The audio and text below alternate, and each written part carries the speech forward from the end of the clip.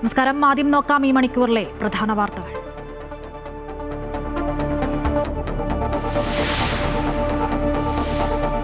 പഴുതടച്ച സുരക്ഷാ ക്രമീകരണങ്ങളോടെ നീറ്റ് പുനഃപരീക്ഷ പൂർത്തിയായി. പരീക്ഷ നടന്നത് 5000-ഓളം കേന്ദ്രങ്ങളിൽ.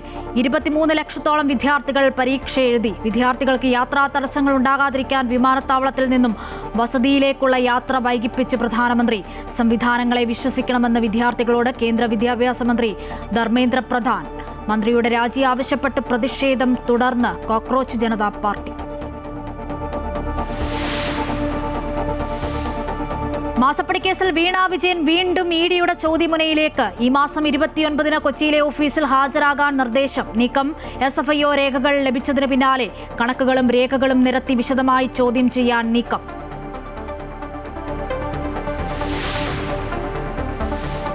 ശ്വേതാ മേനോൻ പ്രസിഡന്റായ താരസംഘടന അമ്മ ഭരണസമിതി രാജിവെച്ചു. നാടകീയ രാജി. ജനറൽ ബോഡി യോഗത്തിലെ തർക്കത്തിന് പിന്നാലെ രാജിവെച്ചത് 17 അംഗങ്ങൾ. യോഗത്തിൽ ഭരണസമിതിക്കെതിരെ രൂക്ഷ വിമർശനം. അജണ്ട വെച്ച് പുറത്താക്കാൻ നോക്കിയെന്ന് ശ്വേതാ മേനോൻ. രമേശ് പിഷാരടിയുടെ നേതൃത്വത്തിൽ അഡ്ഹോക് കമ്മിറ്റി. KPCC അധ്യക്ഷ പദവിയുമായി ബന്ധപ്പെട്ട് കോൺഗ്രസിൽ ഗ്രൂപ്പ് പോര്. അധ്യക്ഷ സ്ഥാനത്തേക്ക് പരിഗണിക്കണമെന്ന ആവശ്യം ഹൈക്കമാൻഡ് നേതൃത്വത്തെ അറിയിച്ച രാജ്മോഹൻ ഉണ്ണിത്താൻ MP. ഒരാൾക്കൊരു പദവി എന്ന ആവശ്യവുമായി ഫ്ലെക്സ് ബോർഡുകൾ. ഫ്ലെക്സ് വെക്കുന്നത് ആരെന്നറിയില്ലെന്നും 2 ചുമതല വഹിക്കാനുള്ള പ്രയാസം നേതൃത്വത്തെ അറിയിച്ചെന്നും സണ്ണി ജോസഫ്.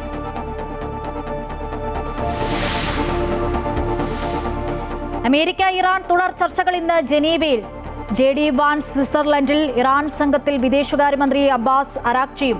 ഹോർമൂസ് അടച്ചിട്ടില്ലെന്നും ഇതുവരെ 55 കപ്പലുകൾ കടലിടുക്ക് വഴി കടന്നുപോയെന്നും US central command.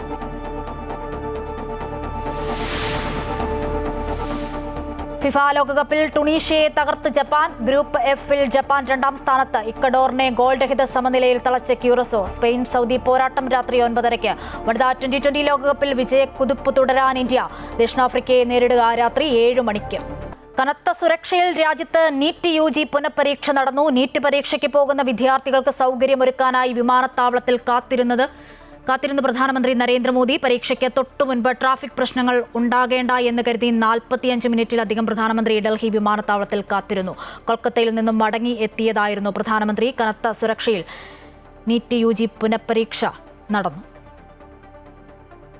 NEET UG പുനഃപരീക്ഷയ്ക്കായി വിദ്യാർത്ഥികൾ പരീക്ഷാ കേന്ദ്രങ്ങളിലേക്ക് യാത്ര ചെയ്യുമ്പോൾ ഗതാഗത തടസ്സം ഉണ്ടാക്കാതിരിക്കാനാണ് പ്രധാനമന്ത്രി നരേന്ദ്രമോദി ഡൽഹി വിമാനത്താവളത്തിൽ കാത്തിരുന്നത്.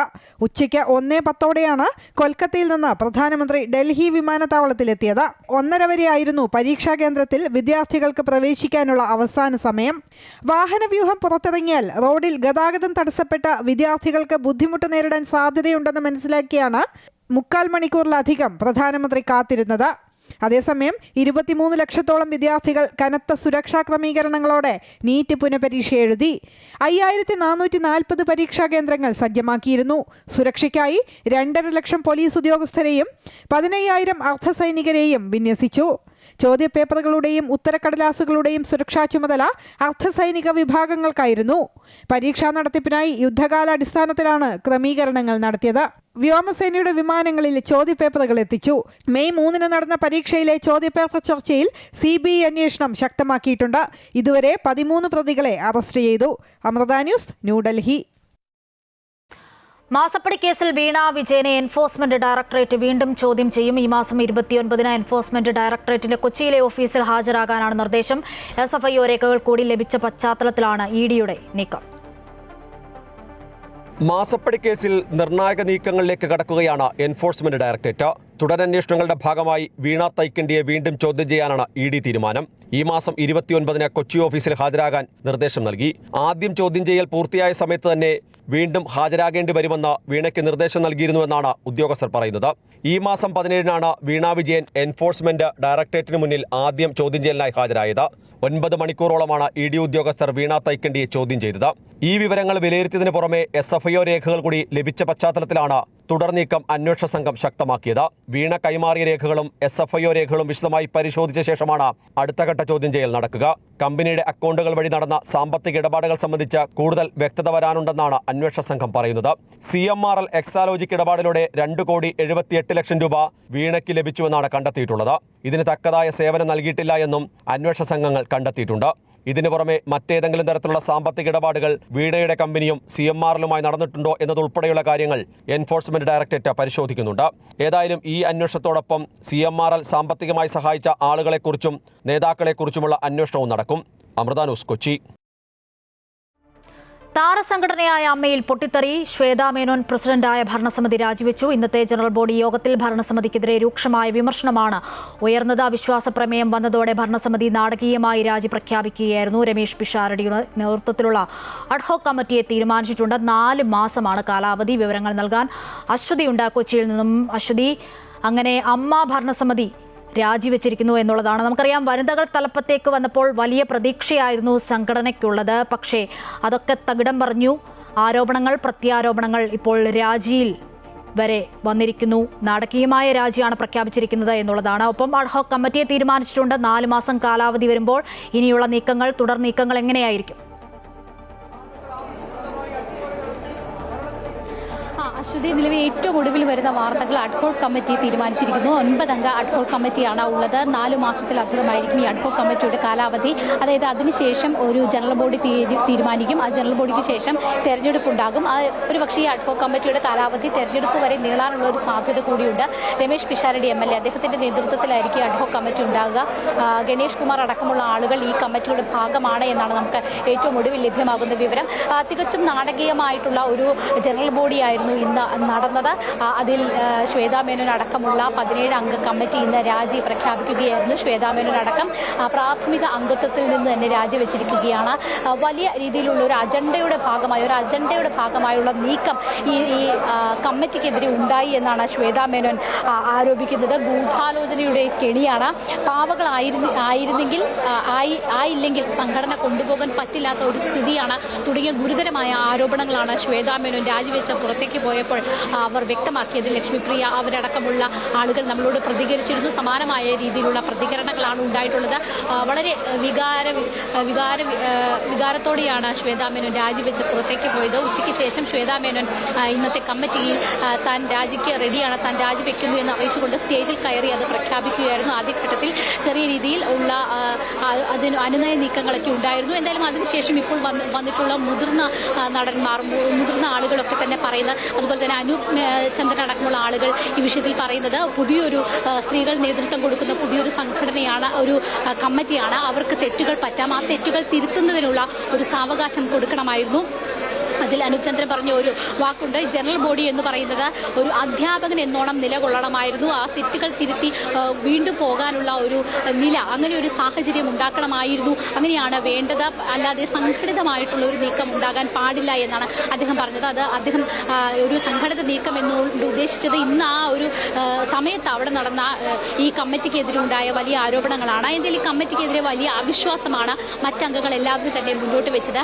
അതുകൊണ്ട് തന്നെ ഈ അവിശ്വാസം എന്ന് പറയുന്നത് ഈ ഒരു വർഷമായില്ല അതിനുള്ളിൽ ഉണ്ടായിരുന്ന പുതിയ കമ്മിറ്റി വന്നതിന് ശേഷം ഉണ്ടായിട്ടുള്ള വരവ് ചിലവ് കണക്കുകൾ കൃത്യമായിട്ട് കണക്കാക്കാനായിട്ട് കമ്മിറ്റിക്ക് സാധിച്ചിട്ടില്ല. അതുപോലെ തന്നെ വാർഷിക റിപ്പോർട്ട് ഇതെല്ലാം തന്നെ പാസ്സാക്കണമായിരുന്നു, ഇന്നത്തെ കമ്മിറ്റിയിൽ പാസ്സാക്കണമായിരുന്നു. പക്ഷെ അതൊന്നും തന്നെ സാധിച്ചില്ല. മാത്രമല്ല ഇന്ന് ഈ ജനറൽ ബോഡി വിളിച്ചതിനെതിരെ തന്നെ വലിയ ആരോപണങ്ങൾ ഉയർന്നു. കൃത്യമായ മാനദണ്ഡങ്ങൾ പാലിക്കാതെയാണ് ജനറൽ ബോഡി വിളിച്ചത്, അതിന്റെ നടപടിക്രമങ്ങൾ പൂർത്തീകരിച്ചില്ല തുടങ്ങിയ ആരോപണങ്ങളും ഇന്ന് വന്നിട്ടുണ്ടായിരുന്നു. എന്തായാലും ആ ജനറൽ ബോഡി വിളിച്ചതിൽ തുടങ്ങി ഈ വാർഷിക റിപ്പോർട്ട്, ഒപ്പം തന്നെ ഈ കണക്കുകൾ, ഈ പുതിയ കമ്മിറ്റി വെച്ചിട്ടുള്ള കണക്കുകൾ, ഇതിലൊക്കെ ഗുരുതരമായ തെറ്റുകൾ ഉണ്ട് എന്ന് ചൂണ്ടിക്കാണിക്കുകയായിരുന്നു. ഇതിൽ കുറച്ച് നാളത്തെ സമയം ശ്വേതാ മേനോൻ ചോദിച്ചിരുന്നു. പക്ഷേ ആ സമയം നൽകിയിട്ടില്ല. ബാബുരാജ് അടക്കം അല്പം മുൻപ് പ്രതികരിച്ചത് അങ്ങനെ സമയം 1 മാസം സമയം കൊടുത്തു, 2 മാസം സമയം കൊടുത്തു, അങ്ങനെ ചെയ്യേണ്ടതാണോ, ഉത്തരവാദിത്തോട് ചെയ്യേണ്ടതല്ലേ? ഇതുവരെ ഇവർ വനിതാ കാർഡ് ഇറക്കുകയായിരുന്നു എന്ന രീതിയിലാണ് ബാബുരാജ് അടക്കം പ്രതികരിച്ചത്. മാത്രമല്ല അൻസിബയുടെ ആരോപണങ്ങൾ നിലനിൽക്കുന്നു. അൻസിബ ഇന്ന് ഈ യോഗത്തിൽ പറഞ്ഞത് നിങ്ങൾ കേൾക്കേണ്ടതാണ്.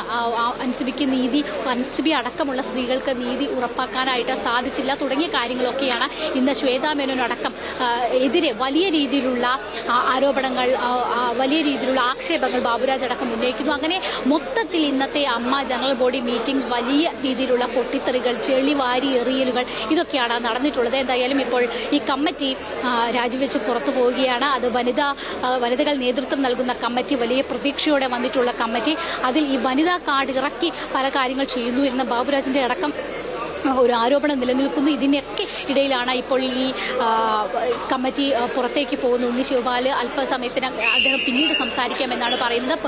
പല ആളുകളും നിലവിൽ പ്രതികരിച്ചിട്ടില്ല. ഇനി അഡ്ഹോക് കമ്മിറ്റിയുണ്ട്. ഈ അഡ്ഹോക് കമ്മിറ്റിയുടെ പ്രതിനിധികൾ അല്പസമയത്തിന് ശേഷം മാധ്യമങ്ങളെ കണ്ട് ഇതെല്ലാം വിശദീകരിക്കുമെന്നാണ് നമ്മൾ പ്രതീക്ഷിക്കുന്നത്. അശ്വതി. ശരി അശ്വതി. താരസംഘടനയായ അമ്മയിൽ പൊട്ടിത്തെറി, ശ്വേതാ മേനോൻ പ്രസിഡന്റായ ഭരണസമിതി രാജിവെച്ചിരിക്കുകയാണ്. ഇന്നത്തെ ജനറൽ ബോഡി യോഗത്തിൽ ഭരണസമിതിക്കെതിരെ രൂക്ഷ വിമർശനമാണ് ഉയർന്നു വന്നത്. വിവരങ്ങൾ നൽകുകയായിരുന്നു കൊച്ചിയിൽ നിന്നും അശ്വതി. മറ്റു വാർത്തയിലേക്ക്. ലോഡ് ഷെഡിംഗ് വ്യാപകമല്ലെങ്കിലും ഉണ്ടാകുന്നത് വിഷമകരമെന്ന് വൈദ്യുതി വകുപ്പ് മന്ത്രി സണ്ണി ജോസഫ്. ഫുട്ബോൾ ആരാധകരുടെ പ്രയാസം മനസ്സിലാക്കുന്നു. ഉഷ്ണതരംഗമാണ് പ്രശ്നം. വാങ്ങിയ വൈദ്യുതി മടക്കി നൽകേണ്ടതുണ്ട്. വൈദ്യുതി ലഭ്യത കുറവാണ് പ്രതിസന്ധി സൃഷ്ടിക്കുന്നതെന്നും അദ്ദേഹം പറഞ്ഞു. ഈ രണ്ട് പ്രയാസങ്ങളാണ്. ഒന്ന്, രാജ്യത്തൊട്ടാകെ ഉണ്ടായ ഊർജ്ജ പ്രതിസന്ധി, കേരളം മാർച്ച് ഏപ്രിൽ മാസങ്ങളിൽ വാങ്ങിയത് മടക്കി കൊടുക്കൽ, നമ്മുടെ ജലസംഭരണിയിലെ വെള്ളം കുറഞ്ഞത്, ചൂട് കൂടുമ്പോഴുള്ള ഉപയോഗം കൂടുന്നത്. അതുകൊണ്ടാണ് ചെറിയ തരത്തിലുള്ള നിയന്ത്രണങ്ങൾ ഏർപ്പെടുത്തിയത്. അത് കഴിയുന്നത്ര കുറയ്ക്കാൻ, മറ്റ് സ്ഥലങ്ങളിൽ നിന്ന് വാങ്ങുന്നത് കൂടുതലാക്കാൻ പരമാവധി പരിശ്രമിക്കുകയാണ്. ലഭ്യത കുറവാണ്. കാരണം നമുക്ക് വാങ്ങാവുന്നതിന് എത്രയാണെങ്കിൽ പോലും 10 രൂപ കൂട്ടി വാങ്ങാൻ പറ്റില്ല. അപ്പോൾ എല്ലാ സംസ്ഥാനങ്ങളും, ചില സംസ്ഥാനങ്ങൾ പകലും വാങ്ങുകയാണ്. നമുക്ക് പകല് വാങ്ങേണ്ട ആവശ്യകതയില്ല. അതുകൊണ്ട് ലഭ്യത അനുസരിച്ച് കിട്ടാവുന്ന എല്ലാ സ്ഥലങ്ങളിൽ നിന്നും സംഭരിക്കുന്നതിന് വേണ്ടി, വാങ്ങുന്നതിന് വേണ്ടി നമ്മളുടെ ഡയറക്ടർ ബോർഡ് മെമ്പർമാരുടെയും അതുപോലെ പുതിയ സെക്രട്ടറി ചുമതല ഏറ്റെടുത്തു. സെക്രട്ടറിയും ഞാനും ചീഫ് എഞ്ചിനീയർമാരും 2 വട്ടം തിരുവനന്തപുരത്ത് ചർച്ച നടത്തി. ഇല്ലിക്കൽ കല്ലിനു മുകളിൽ കയറി അതിസാഹസികത കാട്ടി യുവാക്കൾ. കല്ലിനു മുകളിൽ യുവാക്കൾ നിൽക്കുന്നതിന്റെയും തിരികെ ഇറങ്ങുന്നതിന്റെയും ദൃശ്യങ്ങൾ പുറത്തുവന്നു. നിയന്ത്രണങ്ങൾ മറികടന്ന് സന്ദർശകരിൽ പലരും ഇല്ലിക്കൽ കല്ലിനു മുകളിൽ കയറാൻ ശ്രമിക്കുന്നത് അപകടങ്ങൾക്ക് വഴിവെക്കാറുണ്ട്. 2 യുവാക്കൾ ഇല്ലിക്കൽ കല്ലിന്റെ ഭാഗമായുള്ള കുടകല്ലിൽ കയറി നിൽക്കുന്ന ദൃശ്യങ്ങളും ഇരുവരും കല്ലിൽ നിന്ന് തിരികെ ഇറങ്ങുന്ന മറ്റൊരു ദൃശ്യവുമാണ് പുറത്തു വന്നിരിക്കുന്നത്. യാതൊരുവിധ സുരക്ഷാ സംവിധാനങ്ങളും ഇല്ലാതെയാണ് യുവാക്കൾ കല്ലിൽ കയറിയതെന്ന് ദൃശ്യങ്ങളിൽ നിന്ന് വ്യക്തമാണ്. കോട്ടയം ജില്ലയിലെ പ്രധാന വിനോദസഞ്ചാര കേന്ദ്രങ്ങളിൽ ഒന്നായ ഇല്ലിക്കൽ കല്ല് സമുദ്രനിരപ്പിൽ നിന്നും 4000 അടി ഉയരത്തിലാണ് സ്ഥിതി ചെയ്യുന്നത്. എല്ലാ സീസണിലും ധാരാളം സന്ദർശകർ ഇല്ലിക്കൽ കല്ല് കാണാനായി എത്താറുണ്ട്. മുൻകാലങ്ങളിൽ ഇല്ലിക്കൽ കല്ല് കാണാനെത്തിയവരിൽ ചിലർ കല്ലിൽ കയറുകയും താഴെ വീണ് മരണപ്പെടുകയും ചെയ്തതിനെ തുടർന്നാണ് കല്ലിൽ കയറുന്നതിന് ഇവിടെ നിരോധനം ഏർപ്പെടുത്തിയത്. അതിനുശേഷം സന്ദർശകർക്കായി ഇവിടെ ഗാലറി ഒരുക്കിയിരുന്നു. ടൂറിസം പ്രൊമോഷൻ കൗൺസിലിന്റെ നിയന്ത്രണത്തോടെ മാത്രമാണ് ഇപ്പോൾ ഇവിടേക്ക് ആളുകളെ കടത്തിവിടുന്നത്. എന്നാൽ മൂന്നിലവ്, മേലുകാവ് പഞ്ചായത്തുകളിലൂടെ കടന്നുവരുന്നവർ മാത്രമാണ് കല്ലിന്റെ മുൻപിലേക്ക് എത്തുന്നത്. തലനാട് പഞ്ചായത്തിലൂടെ ഇല്ലിക്കൽ കല്ലിന്റെ പിന്നിലെത്താനുള്ള വഴിയുമുണ്ട്. ഇവിടെ ഒരുവിധ നിയന്ത്രണങ്ങളും ഇല്ലാത്തതിനാൽ ആളുകൾ യഥേഷ്ടം ഇതുവഴിയെത്തി ഇല്ലിക്കൽ കല്ലിന് അടുത്തുവരെ എത്താറുണ്ട്. ഇത്തരത്തിലെത്തിയ യുവാക്കളാണ് കല്ലിൽ കയറിയതെന്നാണ് കരുതപ്പെടുന്നത്. സ്ഥലപരിചയമില്ലാത്ത യുവാക്കളാണ് ഏറെയും ഇത്തരം സാഹസികതയ്ക്ക് മുതിരുന്നത്. ഇല്ലിക്കൽ കല്ലിന് ഇരുവശവും അഗാധമായ കൊക്കയായതിനാൽ സുരക്ഷാ സംവിധാനങ്ങളില്ലാതെ കല്ലിൽ കയറാൻ ശ്രമിക്കുന്നത് പലപ്പോഴും വലിയ അപകടങ്ങൾക്ക് കാരണമാകാറുണ്ട്. കഴിഞ്ഞയാഴ്ച ഇല്ലിക്കൽ കല്ലിന് പിൻഭാഗത്തെത്താനുള്ള ശ്രമത്തിനിടെ സന്ദർശകരിൽ ഒരാൾക്ക് കൊക്കയിലേക്ക് വീണ് പരിക്കേറ്റിരുന്നു. ഈ ഭാഗത്തുകൂടി ആളുകളെ ഇല്ലിക്കൽ കല്ലിനടുത്തേക്ക് കടത്തിവിടാതിരിക്കാൻ ക്രമീകരണങ്ങൾ ഒരുക്കണമെന്ന ആവശ്യം ശക്തമായിരിക്കുകയാണ്. അമൃത ന്യൂസ്, കോട്ടയം. പത്തനംതിട്ട ചെന്നീർക്കരയിലെ വയോജന കേന്ദ്രത്തിൽ കുട്ടികളെ മർദ്ദിച്ച സംഭവത്തിൽ പ്രതിഷേധവുമായി നാട്ടുകാർ. വയോജന കേന്ദ്രത്തിന്റെ നടത്തിപ്പുകാരനായ പാസ്റ്റർ ബിനുവിന്റെ ഉടമസ്ഥതയിലുള്ള ഓമല്ലൂരിലെ എലോഹി വർഷിപ്പ് സെന്ററിലേക്ക് ആക്ഷൻ കൗൺസിൽ പ്രതിഷേധവുമായി എത്തി. ഇതോടെ പ്രാർത്ഥനയ്ക്കെത്തിയ വിശ്വാസികളും പ്രതിഷേധക്കാരും തമ്മിൽ സംഘർഷാവസ്ഥയുണ്ടായി. ഒടുവിൽ പോലീസ് ഇടപെട്ടാണ് രംഗം ശാന്തമാക്കിയത്. ആവശ്യമായ അനുമതിയില്ലാതെയാണ് ആരാധനാലയം പ്രവർത്തിക്കുന്നതെന്ന് ഓമല്ലൂർ പഞ്ചായത്ത് പ്രസിഡന്റ് വ്യക്തമാക്കി. കുട്ടികൾക്ക് നേരെയുണ്ടായ ക്രൂരതയിൽ ചെന്നീർക്കര പഞ്ചായത്തിലെ സ്നേഹത്തണൽ വയോജന കേന്ദ്രത്തിനെതിരെ പ്രതിഷേധം കനക്കുന്നതിന്റെ ഭാഗമായാണ് ഓമല്ലൂർ എലോഹിം ഗ്ലോബൽ വർഷിപ്പ് സെന്ററിലേക്കും ആക്ഷൻ കൗൺസിൽ പ്രവർത്തകർ പ്രതിഷേധവുമായി എത്തിയത്. 2 സ്ഥാപനത്തിന്റെയും നടത്തിപ്പുകാരൻ പാസ്റ്റർ ബിനു വാഴമുട്ടമായതിനാലാണ് പ്രതിഷേധം നീളാൻ കാരണം. ആക്ഷൻ കൗൺസിലിന്റെ നേതൃത്വത്തിൽ പ്രതിഷേധക്കാരെത്തിയതോടെ പ്രാർത്ഥനയ്ക്കായി അവിടെയുണ്ടായിരുന്ന വിശ്വാസികളും സംഘടിച്ചു.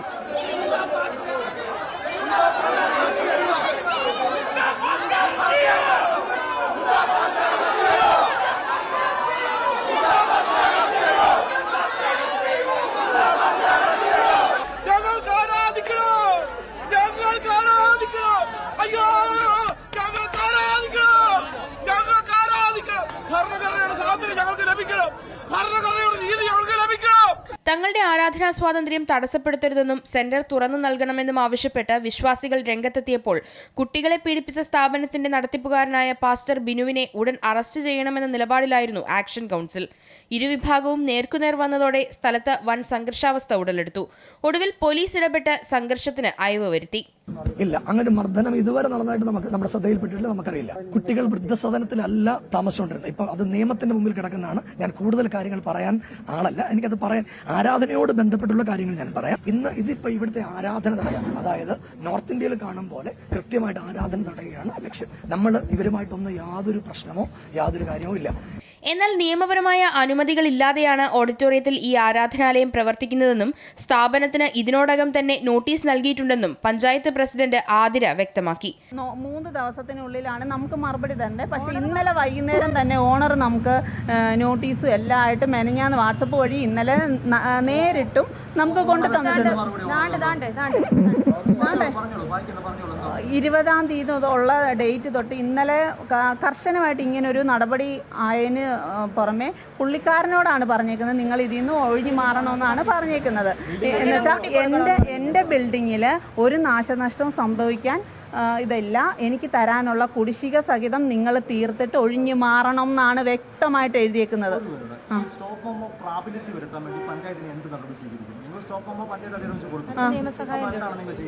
ഇനി നമ്മൾ നിയമസഹായം തരും. ലൈസൻസ് ഇല്ലാത്ത ഇനി ഞാൻ ഇത്രയും ഒക്കെ വന്നപ്പം കർശനമായിട്ട് ഈ ഹോസ്പിറ്റലുകാർ നമ്മുടെ അടുത്ത് ലൈസൻസിന് വിട്ടിട്ടുണ്ട്. അവർക്ക് കൊടുക്കാനുള്ള ഇതുണ്ടെങ്കിൽ നിയമമായിട്ട് കൊടുക്കാനുണ്ടെങ്കിൽ നമ്മൾ കൊടുക്കും. അല്ലാതെ ഇനി ഈ കെട്ടിടത്തിൽ ആരും ഇങ്ങനെ സ്ഥിരമായിട്ട് ബോർഡ് വെച്ച് പ്രവർത്തിക്കുന്നു അവരെ നമ്മൾ നിയമപരമായിട്ട് തന്നെ ഇടപെടാനാണ് ശ്രമം. വരും ദിവസങ്ങളിൽ പാസ്റ്റർ ബിനുവിന്റെ സ്ഥാപനങ്ങൾക്കെതിരെ പ്രതിഷേധം ശക്തമാക്കാനാണ് ആക്ഷൻ കൗൺസിലിന്റെ തീരുമാനം. അമൃത ന്യൂസ്, പത്തനംതിട്ട. UDF ഭരിക്കുന്ന പാലക്കാട് ജില്ലയിലെ തച്ചമ്പാറ ഗ്രാമപഞ്ചായത്തിൽ വൻ സാമ്പത്തിക തിരിമറി. 13 ലക്ഷത്തോളം രൂപ ക്രമവിരുദ്ധമായി മാറ്റിയെന്നാണ് കണ്ടെത്തിയത്. സംഭവവുമായി ബന്ധപ്പെട്ട 2 താൽക്കാലിക ജീവനക്കാരെ ജോലിയിൽ നിന്നും മാറ്റി നിർത്തി. പ്രതിഷേധവുമായി ഡിവൈഎഫ്ഐയും രംഗത്തെത്തി. 2025-26 സാമ്പത്തിക വർഷത്തെ വാർഷിക ധനകാര്യ പത്രിക തയ്യാറാക്കുന്നതിന്റെ ഭാഗമായി നടന്ന പരിശോധനയിലാണ് തിരിമറി ശ്രദ്ധയിൽപ്പെട്ടത്. 15ലേറെ ഇടപാടുകളിലൂടെ 13 ലക്ഷത്തോളം രൂപ അനധികൃതമായി കൈമാറിയെന്നാണ് പ്രാഥമിക കണ്ടെത്തൽ. ഈ ഗ്രാമസ്വരാജ് വഴി പഞ്ചായത്ത് നടത്തിയ പണമിടപാടിലാണ് അസ്വാഭാവികതയുള്ളത്. പഞ്ചായത്ത് ജോയിന്റ് ഡയറക്ടർ നടത്തിയ പരിശോധനയിൽ തുക ജീവനക്കാരിയുടെ ഭർത്താവിന്റെ അക്കൗണ്ടിലേക്ക് പോയതായി കണ്ടെത്തി. ഇത്തരത്തിൽ പണമിടപാട് നടത്താൻ പഞ്ചായത്ത് സെക്രട്ടറിയുടെയും അധ്യക്ഷന്റെയും അനുമതി വേണം. പഞ്ചായത്ത് സെക്രട്ടറിയുടെയും അധ്യക്ഷന്റെയും അനുമതിയും അറിവുമില്ലാതെ ഡിജിറ്റൽ ഒപ്പ് ഉപയോഗിച്ച് തട്ടിപ്പ് നടത്തിയെന്നു കാണിച്ച് കല്ലടിക്കോട് പോലീസിൽ പഞ്ചായത്ത് സെക്രട്ടറി പരാതി നൽകിയിട്ടുണ്ട്. 2 താൽക്കാലിക ജീവനക്കാർക്കെതിരെയാണ് ആരോപണം ഉയർന്നിരിക്കുന്നത്. ഇവരെ ജോലിയിൽ നിന്നും മാറ്റി നിർത്തിയിട്ടുണ്ട്. സംഭവത്തിൽ പ്രതിഷേധവുമായി ഡിവൈഎഫ്ഐ രംഗത്തെത്തി.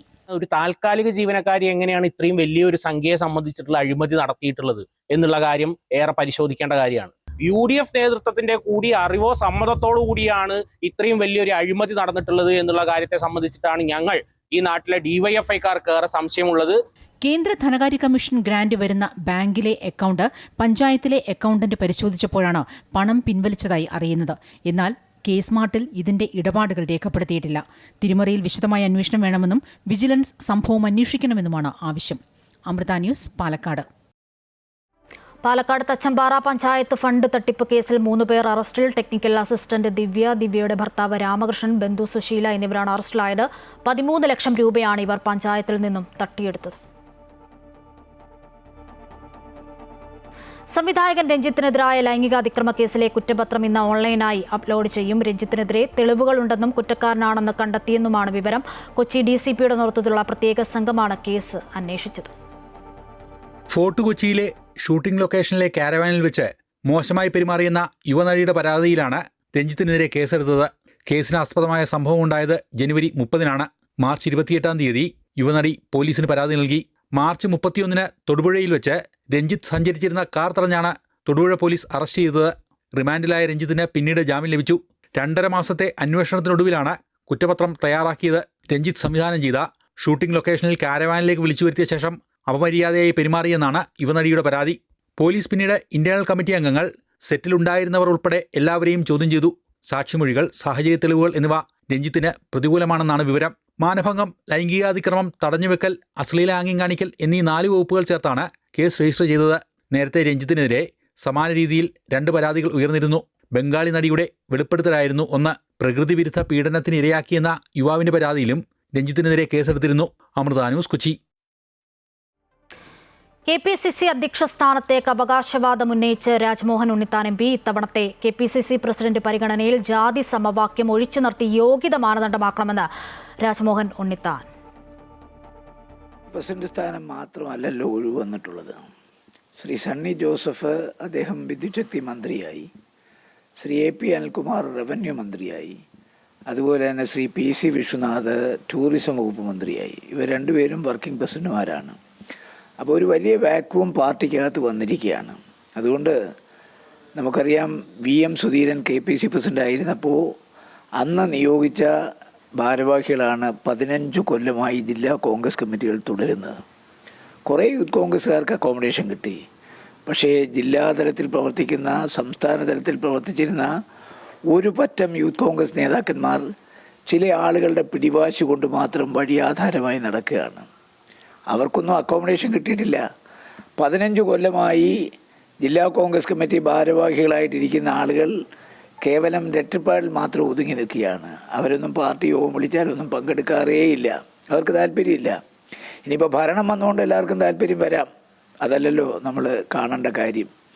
അപ്പോൾ ആ ഒരു പശ്ചാത്തലത്തിൽ പാർട്ടിയിലെ 14 ജില്ലകളിലുണ്ട്. അതിൽ ക്രിയാത്മകമായി സക്രിയമായി പ്രവർത്തിക്കാത്ത എല്ലാ ജില്ലാ കോൺഗ്രസ് കമ്മിറ്റികളും അഴിച്ചുപണിയണം. അതുപോലെ തന്നെ KPCCയിലും സമൂലമായ ഒരു അഴിച്ചുപണി അനിവാര്യമാണ്. കാലാകാലങ്ങളിൽ കേരളത്തിൽ കണ്ടുവരുന്നൊരു പ്രവണത എന്ന് പറയുന്നത് ജാതി സമവാക്യങ്ങൾ നോക്കിയിട്ടാണ് പാർലമെന്ററി പാർട്ടി നേതാവിനെയും PCC പ്രസിഡന്റിനെയും തീരുമാനിക്കുന്നത്. രാജ്മോഹൻ ഉണ്ണിത്താന്റെ പ്രതികരണമാണ് പ്രേക്ഷകർ കണ്ടത്. കൂടുതൽ വിശദാംശങ്ങൾ, വിവരങ്ങൾ തിരുവനന്തപുരത്തു നിന്നും എബി ജോൺ തോമസ് നൽകും. എബി, ഈ KPCC അധ്യക്ഷ സ്ഥാനത്തേക്കുള്ള പിടിവലി നമ്മൾ ഈ തെരഞ്ഞെടുപ്പിന് ശേഷം കണ്ടുവരുന്ന ഒരു കാര്യമാണ്. ഇപ്പോൾ രാജ്മോഹൻ ഉണ്ണിത്താൻ എന്താണ് പറയുന്നത്? ഗുരുതരമായ ആരോപണം അദ്ദേഹം ഉന്നയിക്കുന്നുണ്ട്. അതായത് ജാതി സമവാക്യം ഒഴിച്ചു നിർത്തി വേണം ഈ സ്ഥാനത്തേക്ക് മാനദണ്ഡങ്ങൾ പരിഗണിക്കാൻ എന്നുള്ളതാണ്. അശ്വതി, ശക്തമായ ഭാഷയിലുള്ള വിമർശനം അദ്ദേഹത്തിന്റെ ഭാഗത്തു നിന്നും ഉണ്ടായിട്ടുണ്ട്. കോൺഗ്രസിൽ പദവികൾ നിശ്ചയിക്കുന്നത് ജാതി സമവാക്യങ്ങളുടെ അടിസ്ഥാനത്തിലാണ്. മറിച്ച് ആ ഒരു പതിവ് മാറിക്കൊണ്ട് ഇത്തവണ യോഗ്യതയുള്ളവരെ ആ പദവിയിലേക്ക് എത്തിക്കണമെന്നുള്ളതാണ് പ്രധാനമായും അദ്ദേഹം ഉന്നയിക്കുന്ന ഒരു ആവശ്യം. ഒപ്പം തന്നെ തന്റെ പേര് KPCC അധ്യക്ഷൻ സ്ഥാനത്തേക്ക് പരിഗണിക്കണം. കാരണം താൻ പതിറ്റാണ്ടുകളായി കോൺഗ്രസിന് വേണ്ടി മാത്രം പ്രവർത്തിക്കുന്ന ഒരാളാണ്.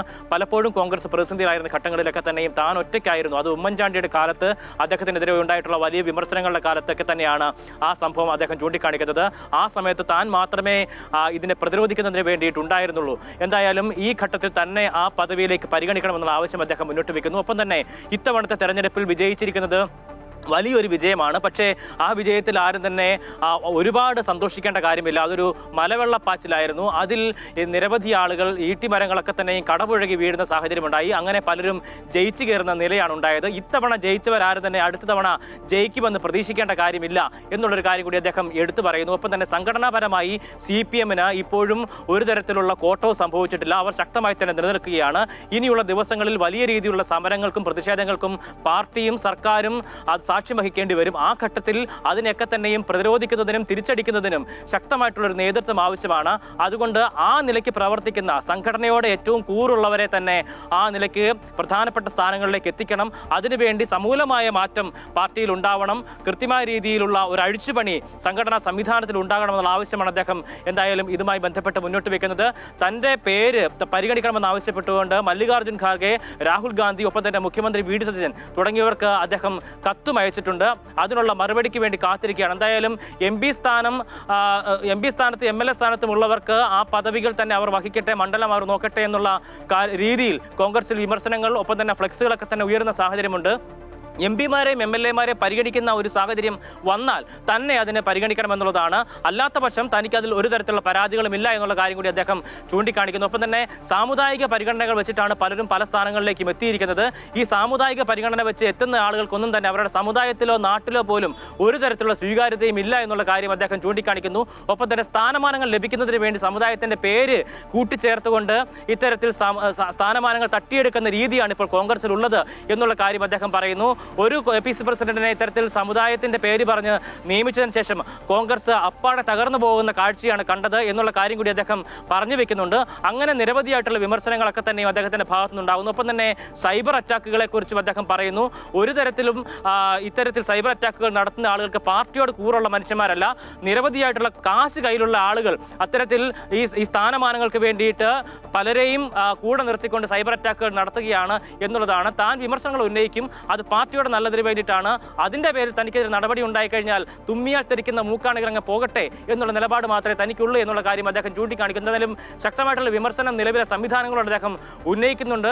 പാർട്ടിയുടെ പുനഃസംഘടന തന്നെയാണ് ആവശ്യപ്പെടുന്നത്. ഒപ്പം തന്നെ KPCC പ്രസിഡന്റ് സ്ഥാനത്തേക്ക് തന്റെ പേര് പരിഗണിക്കണമെന്ന ആവശ്യവും രാജ്മോഹൻ ഉണ്ണിത്താൻ മുന്നിട്ട് വെക്കുന്നുണ്ട്. അശ്വതി. ശരി, വിശദവിവരങ്ങളാണ് എബി ജോൺ തോമസ് നൽകിയത്. കോഴിക്കോട് DCC ഓഫീസിന് മുൻപിൽ സണ്ണി ജോസഫിനെതിരെ flex. Sunny Joseph KPCC president സ്ഥാനം ഒഴിയണമെന്നും കോൺഗ്രസിന് വേണ്ടത് മുഴുവൻ സമയ പ്രസിഡന്റിനെയാണെന്നും ഫ്ലെക്സിൽ പറയുന്നു. കോൺഗ്രസിൽ ഒരാൾക്കൊരു പദവി മതി, MP-യും MLA-മാരും മണ്ഡലത്തിലെ കാര്യങ്ങൾ നോക്കട്ടെ എന്നും ഫ്ലെക്സിൽ എഴുതിയിട്ടുണ്ട്. അതേസമയം ഫ്ലെക്സിന് പിന്നിൽ കോൺഗ്രസ് അല്ലെന്ന് അഡ്വക്കേറ്റ് K. പ്രവീൺകുമാർ MLA വ്യക്തമാക്കി. എന്താ ഉറപ്പ്? ആ കാര്യങ്ങളൊക്കെ തീരുമാനിക്കാനുള്ള ആ നല്ല പ്രാപ്തമായ നേതൃത്വം അഖിലേന്ത്യാ തലത്തിലും KPCC കിട്ടല്ലേ. പിന്നെ ഒരാൾക്കൊരു പദവി എന്നുള്ളൊരു പൊതുവാദം അത് പോസ്റ്ററിൻ്റെയും ബോർഡിൻ്റെ അടിസ്ഥാനത്തിലല്ല, അത് പാർട്ടിയിൽ ചർച്ച നടക്കുന്നില്ല, അതൊക്കെ പാർട്ടി തീരുമാനിക്കട്ടെ. ആ കോൺഗ്രസ്സായിട്ട് ഒരു ബന്ധവുമില്ല, ഒരു ബന്ധവും ആ പോസ്റ്ററില്ല. കോൺഗ്രസ്സുകാരന് പോസ്റ്റർ ഒട്ടിക്കേണ്ട കാര്യമില്ല. എല്ലാ നേതാക്കളെയും നേരിട്ട് കണ്ട അഭിപ്രായമുള്ള സ്ഥാനത്തിലുണ്ട്. മുഖ്യമന്ത്രിയുടെ ഓഫീസായാലും. ഇപ്പോൾ അമ്മ മീറ്റിംഗിന് ശേഷം നടൻ ജഗദീഷ് സംസാരിക്കുന്നു. അതിലേക്ക് ജനങ്ങളുടെ മധ്യത്തിൽ വളരെ മോശമായിട്ടുള്ള ഒരു ഇമേജ് ചില അംഗങ്ങൾ കാരണം അമ്മയ്ക്കുണ്ടായി എന്നുള്ളത് സത്യമായിട്ടുള്ള കാര്യമാണ്. അതിലൊക്കെ അംഗങ്ങൾക്ക് അസംതൃപ്തി ഉണ്ടായിരുന്നു. അപ്പോൾ ഒരു രീതിയിൽ പറഞ്ഞാൽ ഈ അവിശ്വാസ പ്രമേയം ഒക്കെ പ്രസന്റ് ചെയ്തിരുന്നു. അതിനു മുമ്പ് അതിന് അനുമതി തേടിയിരുന്നു. പക്ഷേ അത് അവതരിപ്പിക്കുന്നതിന് മുമ്പ് തന്നെ അംഗങ്ങളുടെ വികാരം മനസ്സിലാക്കി കഴിഞ്ഞ ഭരണസമിതി രാജിവെച്ച് ഒഴിഞ്ഞു എന്നുള്ളതാണ് സത്യം. ഇനി അഡ്ഹോക് കമ്മിറ്റി തൽക്കാലത്തേക്ക് എടുത്തിട്ടുണ്ട്. അത് നമ്മുടെ അതിന്റെ കൺവീനർ എന്ന് പറയുന്നത് രമേശ് പിഷാരടി, അദ്ദേഹമാണ് കൺവീനർ. ദെൻ ഇതിൽ 9 മെമ്പേഴ്സിനെയാണ് നമ്മൾ അംഗങ്ങളുടെ നിർദ്ദേശാനുസരണം നമ്മൾ എടുത്തിട്ടുള്ളത്. രണ്ടാമത്തെ അംഗം KB Ganesh Kumar, then Suresh Krishnan, then Sadiq, then Dr. Roni, then Krishna Prabha, then Asha Aravind, Shahjon Kalabhavan, Devi Chandana. 9 പേരാണ് ഈ അഡ്ഹോക് കമ്മിറ്റിയിലേക്ക് തിരഞ്ഞെടുത്തിരിക്കുന്നത്. ഇനി അടുത്ത തെരഞ്ഞെടുപ്പ് എന്ന് നടത്തണം എന്നുള്ളത് ഈ അഡ്ഹോക് കമ്മിറ്റിയുടെ തീരുമാനത്തിന് വിട്ടു. അത് അഡ്ഹോക് കമ്മിറ്റി തുടർന്നുള്ള കാര്യങ്ങൾ ചെയ്യുന്നതിനുള്ള ഉത്തരവാദിത്വം അഡ്ഹോക് കമ്മിറ്റി ഏറ്റെടുത്തു. ഇതിന്റെ കൺവീനറായിട്ട് രമേശ് പിഷാരടിയാണ്. അദ്ദേഹം സമ്മതിച്ചത് വലിയൊരു നല്ല കാര്യമായിട്ട് തന്നെ കണക്കാക്കുന്നുണ്ട്. അപ്പോൾ ഈ അഡ്ഹോക് കമ്മിറ്റി തുടർന്നുള്ള പ്രവർത്തനങ്ങളുമായി മുന്നോട്ട് പോകും. അമ്മയുടെ കെട്ടുറപ്പിനെ ഒരു രീതിയിലും ബാധിക്കാത്ത രീതിയിലുള്ള സജീവമായ ചർച്ചകളുണ്ടായിരുന്നു. ഇരുപക്ഷത്തും പോസിറ്റീവായിട്ടും നെഗറ്റീവായിട്ടും കഴിഞ്ഞ ഭരണസമിതിയെക്കുറിച്ച് പോസിറ്റീവായിട്ട് പറഞ്ഞവർ ഒരുപാട് പേരുണ്ടായിരുന്നു, നെഗറ്റീവായിട്ട് പറഞ്ഞ ഒരുപാട് പേരുണ്ടായിരുന്നു. പക്ഷേ അവരുടെ ചില ലാപ്സസ് കാരണം, ചില മിസ്റ്റേക്സ് കാരണമാണ് ഇങ്ങനെ ഒരു അവിശ്വാസ പ്രമേയം അവതരിപ്പിക്കേണ്ടി വന്നത് അംഗങ്ങൾക്ക്. ആ അവിശ്വാസ പ്രമേയം പാസ്സാകുന്നതിന് മുമ്പ് തന്നെ അംഗങ്ങളുടെ വികാരം മനസ്സിലാക്കി സൗഹാർദ്ദപരമായിട്ടുള്ള ഒരു അന്തരീക്ഷം സൃഷ്ടിക്കുന്നതിന് വേണ്ടി കഴിഞ്ഞകാല ഭരണസമിതി രാജിവെച്ച് ഒഴിയുകയാണ് ഉണ്ടായത്. എന്തായാലും കഴിഞ്ഞകാലം ഞാൻ പറഞ്ഞല്ലോ, കഴിഞ്ഞകാല ഭരണസമിതി ഇവിടെ സ്ത്രീകൾക്ക് വേണ്ട പ്രാതിനിധ്യമുള്ള ഒരു സമിതിയായിരുന്നു. ഇത് ആ സ്ത്രീകൾ എന്ന നിലയ്ക്കുള്ള അവരുടെ ഒരു രീതിയിലുമുള്ള പരാജയം ഉണ്ടായിട്ടില്ല. സ്ത്രീകളുടെ വിജയം തന്നെയാണ്. അവരുടെ വ്യക്തിപരമായി അവരെല്ലാവരും തന്നെ നല്ല രീതിയിൽ കോൺട്രിബ്യൂട്ട് ചെയ്തിട്ടുണ്ട്. അമ്മയുടെ പ്രവർത്തനങ്ങൾ സജീവമായി പങ്കെടുത്തിട്ടുണ്ട്. ക്ഷേമ പ്രവർത്തനങ്ങൾക്ക് വേണ്ടി ക്രിസ്മസിന്റെ ആയിക്കോട്ടെ, ഓണത്തിന്റെ ആയിക്കോട്ടെ, ആ സമയത്തൊക്കെ അംഗങ്ങളുടെ വെൽഫെയറിന് വേണ്ടിയുള്ള കിറ്റുകൾ തുടങ്ങിയ കാര്യങ്ങളെല്ലാം തന്നെ കറക്റ്റായിട്ട് വിതരണം ചെയ്തു. മെഡിക്കൽ ആ സഹായമൊക്കെ തന്നെ കറക്റ്റായിട്ട് ചെയ്തിട്ടുണ്ട്. ആ സ്പോൺസർഷിപ്പിന്റെ കാര്യത്തിൽ അംഗങ്ങളുടെ വികാരങ്ങൾ മാനിച്ചുകൊണ്ടാണ് അമ്മയിലെ ഭരണസമിതിയുടെ രാജി എന്നതാണ് അമ്മായോഗത്തിന് ശേഷം ജഗദീഷ് പ്രതികരിച്ചത്. അഡ്ഹോക് കമ്മിറ്റി തീരുമാനിക്കും ഇനി എപ്പോൾ തിരഞ്ഞെടുപ്പ് എന്നുള്ളത്. മാധ്യമങ്ങളെ കാണുകയായിരുന്നു ജഗദീഷ്. മറ്റു വാർത്തയിലേക്ക്. KPCC അധ്യക്ഷ പദവിയിൽ പ്രതികരിച്ച് സണ്ണി ജോസഫ് 2 ചുമതല വഹിച്ചു പോകാനുള്ള പ്രയാസം നേതൃത്വത്തെ അറിയിച്ചു. മാറാൻ പറഞ്ഞാൽ അപ്പോൾ മാറും. ഫ്ലെക്സ് വെക്കുന്നത് ആരെന്നറിയില്ല, പറയാനുള്ളത് പാർട്ടി യോഗങ്ങളിൽ പറയാം, ഫ്ലെക്സിലെ കാര്യങ്ങളും പരിഗണിക്കുമെന്നും അദ്ദേഹം പറഞ്ഞു. അത് ഞാൻ ഈ ഫ്ലെക്സ് ബോർഡ് വെക്കുന്നത് ആരാന്ന് പറയാൻ പറ്റില്ലല്ലോ. നല്ല ഉദ്ദേശത്തിൽ വെച്ചതാകാം, മോശം ഉദ്ദേശത്തിൽ വെച്ചതാകാം. ഞാന് 2 ചുമതലയും വഹിച്ചു പോകാനുള്ള എന്റെ പ്രയാസം തന്നെ ഞാൻ തക്ക സമയത്ത് നേതൃത്വത്തെയും KPCCയുടെ യോഗത്തിലും അറിയിച്ചിട്ടുണ്ട്. പശ്ചിമേഷ്യയിലെ യുദ്ധം അവസാനിക്കാനുള്ള ഇറാൻ അമേരിക്ക സമാധാന ചർച്ചകൾ സ്വിറ്റ്സർലൻഡിൽ ആരംഭിച്ചു. വൈസ് പ്രസിഡന്റ് JD വാൻസ് ആണ് അമേരിക്കൻ സംഘത്തിന് നേതൃത്വം നൽകുന്നത്. ഇറാൻ പ്രതിനിധി സംഘത്തെ വിദേശകാര്യ മന്ത്രി അബ്ബാസ് അരാഗ്ചി നയിക്കും. പാകിസ്ഥാന്റെയും ഖത്തറിന്റെയും മധ്യസ്ഥതയിലാണ് ചർച്ച. ഏപ്രിലിൽ ഇസ്ലാമാബാദിൽ നടന്ന കൂടിക്കാഴ്ചയ്ക്ക് ശേഷം ഇതാദ്യമായാണ് ഇറാൻ US പ്രതിനിധികൾ നേർക്കുനേർ കൂടിക്കാഴ്ചയ്ക്ക് എത്തുന്നത്. ആണവായുധം തങ്ങൾക്ക് വേണ്ടെന്നും ആണവ യുദ്ധോപകരണങ്ങൾ നിർമ്മിക്കുന്നില്ലെന്ന് ഉറപ്പു നൽകാൻ തയ്യാറാണെന്നും ചർച്ചകൾക്ക് മുന്നോടിയായി ഇറാൻ പ്രസിഡന്റ് മസൂദ് പെസഷ്കിയാൻ പറഞ്ഞിരുന്നു. രാജ്യത്തിന്റെ സമ്പുഷ്ടീകരണത്തിനുള്ള അവകാശം ഉപേക്ഷിക്കില്ലെന്നും അദ്ദേഹം വ്യക്തമാക്കി. ചർച്ചകളിൽ ആദ്യ വിഷയം ലെബനനിലെ വെടിനിർത്തൽ ആകുമെന്നാണ് സൂചന. കാഴ്ചയിൽ അത്ഭുതം നിറച്ച് മത്സ്യക്കൂട്ടം. ആലപ്പുഴ കായംകുളം വലിയഴിക്കൽ ഹാർബറിൽ നിന്നും കടലിൽ പോയ മത്സ്യത്തൊഴിലാളികൾ പകർത്തിയ മത്തി പ്രളയത്തിന്റെ ദൃശ്യങ്ങൾ കണ്ടാൽ ആരായാലും ഞെട്ടും.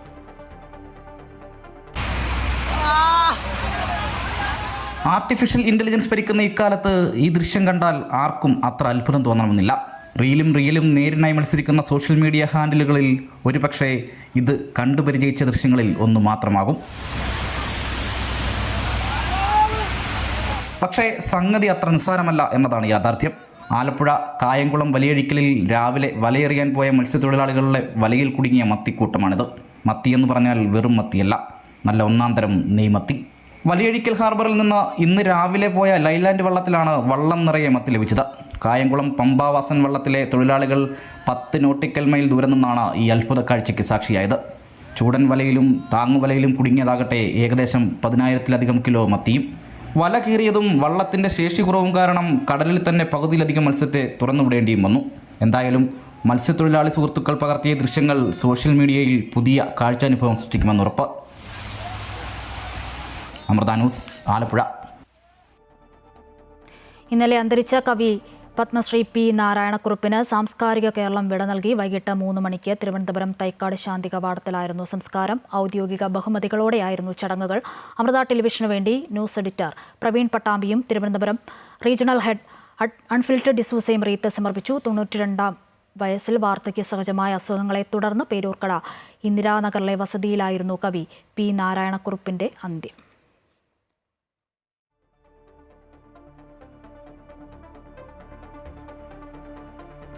സമുദ്ര സുരക്ഷയിൽ കരുത്ത് വർദ്ധിപ്പിച്ച് ഇന്ത്യ തദ്ദേശീയമായി നിർമ്മിച്ച 3 യുദ്ധക്കപ്പലുകൾ കമ്മീഷൻ ചെയ്ത പ്രധാനമന്ത്രി നരേന്ദ്രമോദി. സ്വയം പര്യാപ്തതയാണ് രാജ്യത്തിന്റെ വളർച്ചയ്ക്ക് അടിസ്ഥാനമെന്ന് കൊൽക്കത്തയിൽ ശ്യാമപ്രസാദ് മുഖർജി തുറമുഖത്ത് നടന്ന ചടങ്ങിൽ പ്രധാനമന്ത്രി വ്യക്തമാക്കി.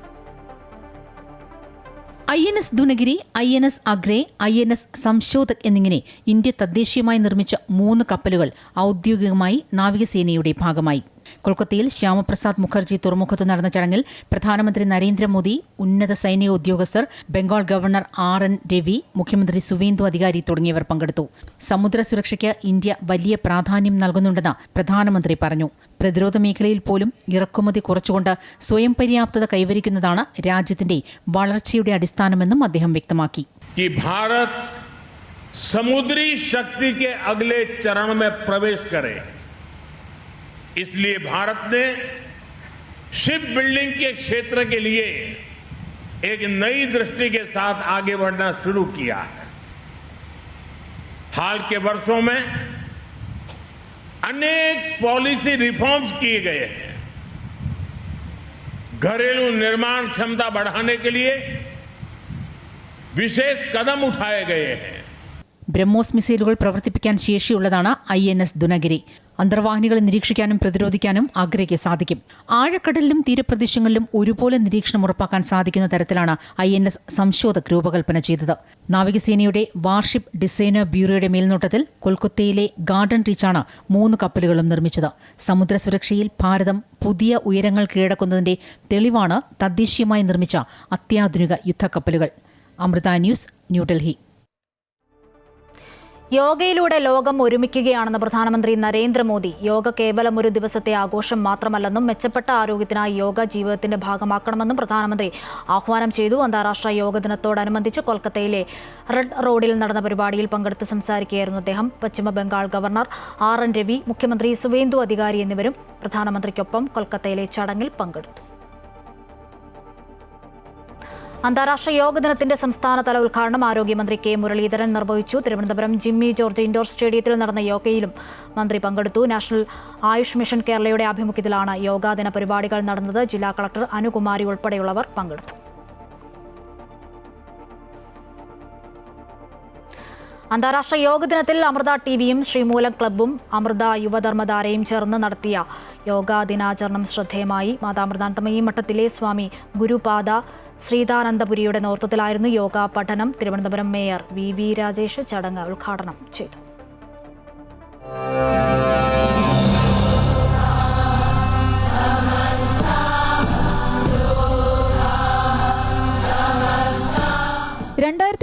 ിൽ യോഗാ ദിനം ആചരിച്ചപ്പോൾ സമ്മിശ്ര പ്രതികരണമായിരുന്നുവെങ്കിൽ 12ാം യോഗാ ദിനത്തിൽ യോഗയുടെ പേരിൽ ലോകം ഒന്നിക്കുകയാണെന്ന് മേയർ VV രാജേഷ് പറഞ്ഞു.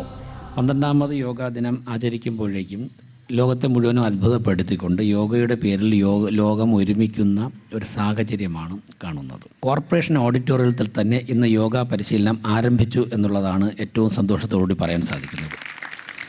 അതോടൊപ്പം തന്നെ കോർപ്പറേഷനിൽ നിന്നും ചെറിയൊരു തുക അനുവദിച്ചുകൊണ്ട് 100 വാർഡുകളിലും, അതായത് 101 വാർഡുകളിലും ഇന്ന് രാവിലെ യോഗ പരിശീലനം ആരംഭിച്ചിട്ടുണ്ട്. ഭാരതത്തിന്റെ പൈതൃകമായ യോഗയെ ലോകം ഒന്നാകെ അംഗീകരിക്കുന്നതിൽ സന്തോഷമെന്ന് വഴുതക്കാട് വാർഡ് കൗൺസിലർ രാഖി രവികുമാർ പറഞ്ഞു.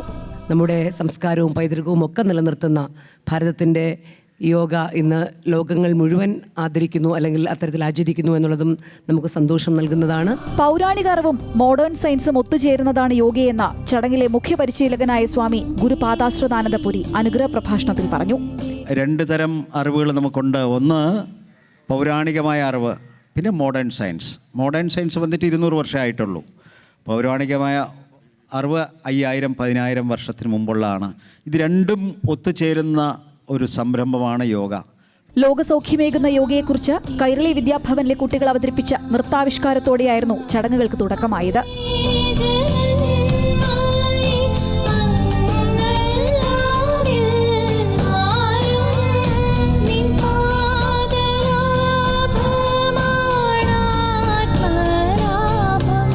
തുടർന്ന് സ്വാമി ഗുരുപാദാശ്രിതാനന്ദപുരിയുടെ നേതൃത്വത്തിൽ നടന്ന യോഗാ പരിശീലനത്തിൽ മേയർ പങ്കെടുത്തു.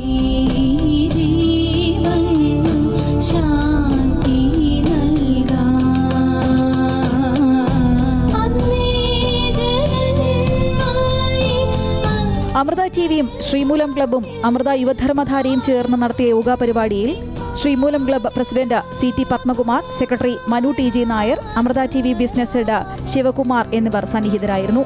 വിശിഷ്ടാതിഥികളെ ചടങ്ങിൽ ആദരിച്ചു. യോഗയിൽ പങ്കെടുത്തവർക്ക് സർട്ടിഫിക്കറ്റുകളും വിതരണം ചെയ്തു. അമൃത ന്യൂസ്, തിരുവനന്തപുരം. അന്താരാഷ്ട്ര യോഗ ദിനം സമുചിതമായി ആചരിച്ച് അമൃത ടെലിവിഷൻ കുടുംബം വൈറ്റില സ്റ്റുഡിയോ കോംപ്ലക്സിലാണ് കൊച്ചി പ്രോഗ്രാം ഡിവിഷനിലെ ജീവനക്കാരും ന്യൂസ് വിഭാഗവും ചേർന്ന് യോഗാ ദിനം ആചരിച്ചത്. Kochi mayor advocate Minimol VK, Kochi city police commissioner Kaliraj Mahesh Kumar എന്നിവർ വിശിഷ്ടാതിഥികളായി.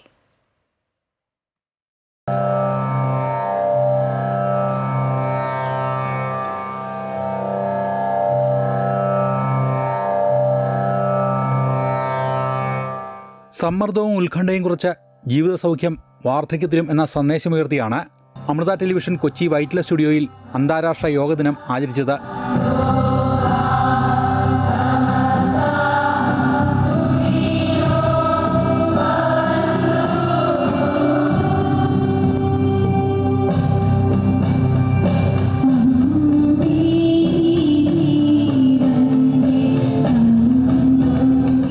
ജീവിതശൈലി രോഗങ്ങളുടെ പ്രയാസങ്ങൾ അകറ്റി നിർത്താൻ ഇപ്പോൾ നിരവധി പേരാണ് യോഗയെ ആശ്രയിക്കുന്നതെന്ന് Kochi mayor advocate Minimol V K പറഞ്ഞു. നമ്മുടെ ശരീരത്തിനും മനസ്സിനും ആത്മാവിനും ഒരേപോലെ നമ്മൾക്കൊരു സമന്വയം ഉണ്ടാകുന്ന ഒരേ ഒരു പ്രക്രിയ, അത് ഒരേ ഒരു കാര്യമെന്ന് പറയുന്നത് യോഗയിലൂടെ കിട്ടുന്ന ആ ഒരു മനസമാധാനം. പലപ്പോഴും നമ്മൾ പറയും എല്ലാവിധ എക്സസൈസും നമ്മൾ ചെയ്യാറുണ്ട്, പക്ഷേ യോഗയുടെ പ്രത്യേകത എന്ന് പറയുന്നത് ആ യോഗ അഭ്യസിക്കുന്ന അല്ലെങ്കിൽ യോഗ സ്ഥിരമായി ചെയ്യുന്ന ആളുകൾ അവർക്ക് അതിൻ്റെ മൂല്യം മനസ്സിലാക്കുന്നു എന്നുള്ളതാണ്. അത് തലമുറകളിലേക്ക് നമുക്ക് പകർന്നു നൽകേണ്ടതുണ്ട്. പോലീസ് ജീവിതത്തിന്റെ സമ്മർദ്ദങ്ങൾ ലഘൂകരിക്കാൻ യോഗ വലിയ സഹായമാകുന്നുണ്ടെന്ന് Kochi city police commissioner Kaliraj Mahesh Kumar IPS പറഞ്ഞു. പിന്നെ ഒരുപാട് സ്ട്രെസ്സിനിടയ്ക്ക് I took a break personally to learn yoga. So I went to an institute. ഒരു 3 ദിവസം അവിടെ യോഗ, ഹത്ത യോഗവും പിന്നെ മെഡിറ്റേഷനൊക്കെ പഠിച്ച് വന്നു. സോ ദാറ്റ് ഈസ് ഒരു പാർട്ട് ഓഫ് എൻ്റെ ഒരു ജീവിതത്തിലൂടെ ഒരു പാർട്ടായിട്ടായിട്ടുണ്ട്. എങ്ങനെയും അവസരം ഒതുക്കി ഒരു 30-35 മിനിറ്റ് രാവിലെ കൊടുത്ത് ഒരു കുറേ സ്ട്രെച്ചസും ബാക്കി കാര്യങ്ങളും ചെയ്താൽ നിങ്ങളുടെ ആ മുഴു ദിവസവും നിങ്ങൾക്ക് ഒരുപാട് എനർജി കിട്ടും. പിന്നെ ഫോക്കസിനുള്ള കാര്യങ്ങൾ ഇപ്പോൾ പറയുകയാണെങ്കിൽ നമുക്കിപ്പം നിലവിൽ ടെക്നോളജി ഒരുപാട് വന്ന് ഏറ്റവും വലിയ ഡിസ്ട്രാക്ഷൻ നമുക്ക് എല്ലാം ഉള്ളത് നമ്മുടെ കയ്യിലുള്ള ഒരു സാധനമാണ്, എല്ലാവരും mobile. Amrita university Kochi campus ഡയറക്ടറും ഡീനുമായ ഡോക്ടർ U കൃഷ്ണകുമാർ യോഗ നിത്യജീവിതത്തിൽ എന്ന വിഷയത്തിൽ ആമുഖ പ്രഭാഷണം നടത്തി. തുടർന്ന് ഡോക്ടർ കൃഷ്ണേന്ദു P വിനയുടെ നേതൃത്വത്തിൽ യോഗ പരിശീലനം നടന്നു. അപ്പോൾ ബോഡി, മൈൻഡ്, ഇൻ്റലക്റ്റ് ഇതിനെ കണക്ട് ചെയ്യണമെന്നുണ്ടെങ്കിൽ ബുദ്ധി ഉപയോഗിച്ചുകൊണ്ട് വേണം അത് ചെയ്യാൻ. ബോഡി, മൈൻഡ്, ഇൻ്റലക്റ്റിൻ്റെ ഒരു ഇൻ്റഗ്രേഷൻ അഥവാ സംയോജിപ്പിക്കലാണ് യോഗ കൊണ്ട് ഉദ്ദേശിക്കുന്നത്. ശ്വാസം വിട്ടുകൊണ്ട് മെല്ലെ വലതുവശത്തേക്ക് ചരിയുക. Slowly as you exhale turn to the right side. വലത് കാൽപാദം തൊടാനായിട്ട് ശ്രമിക്കുക. മെല്ലെ തല തിരിച്ച് ഇടത് കൈപ്പത്തിയിലേക്ക് നോക്കാനായിട്ട് ശ്രമിക്കുക. Amrita television creative head Sindhu Mohan, Kochi regional head Sreejith M എന്നിവർ അതിഥികൾക്ക് സ്നേഹാദരം നൽകി.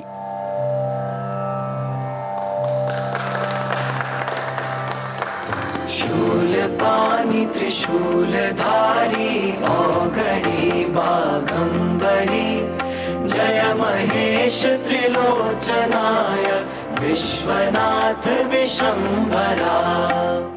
അമൃത ന്യൂസ് കൊച്ചി.